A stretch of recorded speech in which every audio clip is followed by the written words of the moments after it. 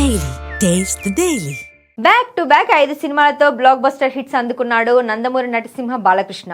అఖండ మొదలుకొని ఇటీవల వచ్చిన అఖండ 2 వరకు బాక్సాఫీస్ ను షేక్ చేశాడు. ఇక ఇప్పుడు నెక్స్ట్ ప్రాజెక్ట్ కోసం కసరత్తులు చేస్తున్నాడు. వీరసింహారెడ్డి కాంబినేషన్ రిపీట్ చేస్తూ మాస్ డైరెక్టర్ గోపీచంద్ మలినేనితో భారీ ప్రాజెక్ట్ చేస్తున్నాడు బాలయ్య. ఈ సినిమాలో నయనతార హీరోయిన్ గా నటిస్తోంది.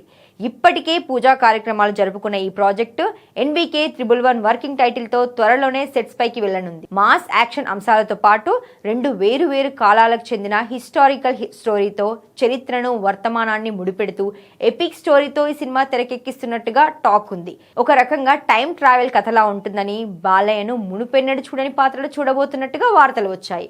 అయితే ఇక సెట్స్ పైకి వెళ్లడమే ఆలస్యం అనుకుంటున్న సమయంలో ఈ సినిమా కథ మారినట్టుగా రూమర్స్ వైరల్ అవుతున్నాయి.